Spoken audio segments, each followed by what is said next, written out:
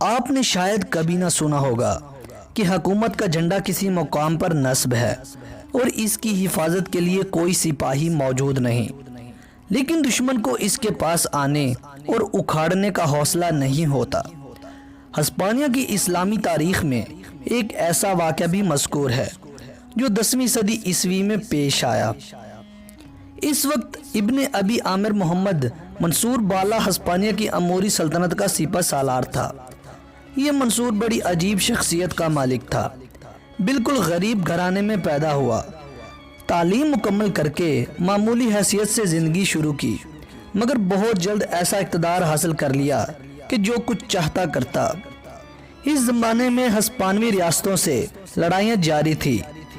منصور خود سال میں 2 مرتبہ فوج کشی کے لیے نکلتا، چنانچہ اپنے عہد حکومت میں اس نے کم و بیش 56 حملے کیے۔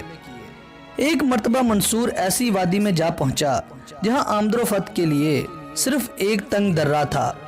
ہسپانیوں نے سوچا کہ شیر پنجرے میں آ گیا ہے، اب اسے یہیں ختم کر دینا چاہیے، چنانچہ انہوں نے درہ کی ناکہ بندی کر لی۔ منصور نے یہ حالت دیکھی تو اپنی فوج کو 2 حصوں میں بانٹ دیا۔ ایک حصے کو مناسب مقامات پر کھیتی باڑی کے لیے لگا دیا تاکہ فوج کے لیے خود نوش کا سامان مہیا ہوتا رہے۔ دوسرے حصے کو لے کر ارد گرد کی آبادیوں پر چھاپے مارنے لگا۔ جتنے لوگ روزانہ قتل ہوتے ان کی لاشیں اٹھوا کر درے میں رکھواتا جاتا۔ چند روز کے بعد ہسپانیوں نے خود درخواست کی کہ آپ جو شرطیں پیش کریں ہمیں منظور ہیں، درے سے فوج ہٹا لی ہے، آپ اطمینان سے تشریف لے جائیں۔ حفاظت کے اسباب سے محرومی کسی کو بھی معلوم نہ ہوگی، لیکن جواں مردوں کا شیوہ یہ ہوتا ہے کہ جب شدید مشکلات میں گھر جاتے ہیں تو پریشان ہونے کی بجائے مشکلات سے نئی کامرانیوں کا راستہ پیدا کر لیتے ہیں۔ منصور نے ہسپانوی ریاستوں سے جو عہد نامے کر رکھے تھے ان میں ایک شرط یہ بھی تھی کہ ان کی حدود میں کوئی مسلمان قیدی نہ رہنے پائے۔ ایک مرتبہ اس کا ایلچی شمالی ہسپانیہ کی ایک ریاست میں گیا۔ سیر و سیاحت کرتے ہوئے اسے معلوم ہوا کہ چند پادریوں نے ایک مسلمان عورت کو قیدی بنا کر کلیسا کے کام پر لگا رکھا ہے۔ منصور کو یہ اطلاع ملی تو خود فوج لے کر اس صوبے میں پہنچ گیا۔ حاکم نے حاضر ہو کر حلف اٹھایا کہ مجھے اس خاتون کی اسیری کا علم نہ تھا اور اس نے مجرموں کو سخت سزائیں دی۔ یہی منصور ایک مرتبہ لڑائی کے لیے گیا۔ فوج کے دستوں نے جگہ جگہ اپنے جھنڈے نصب کر رکھے تھے۔ جنگ ختم ہو گئی اور فوج کو واپسی کا حکم ملا تو اتفاق سے ایک جھنڈا جو پہاڑی پر نصب تھا بدستور وہیں لگا رہا۔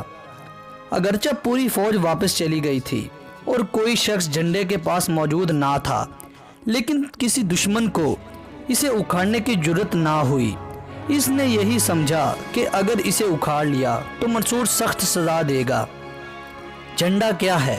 لکڑی کا ایک ڈنڈا اور 2 گز کپڑا، لیکن جب وہ ایک فوج، ایک ملک اور ایک قوم کی عزت کا نشان بن جائے تو ہزاروں بہادر اس کے سامنے اپنی جانیں قربان کر دیتے ہیں۔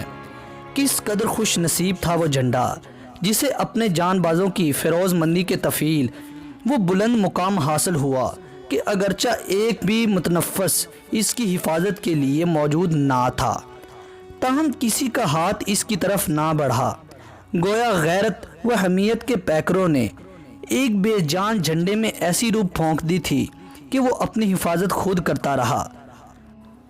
محمد المنصور بالا کی آرزو تھی کہ میدان جنگ میں شہادت پائے، بیمار ہو کر گھر میں نہ مرے۔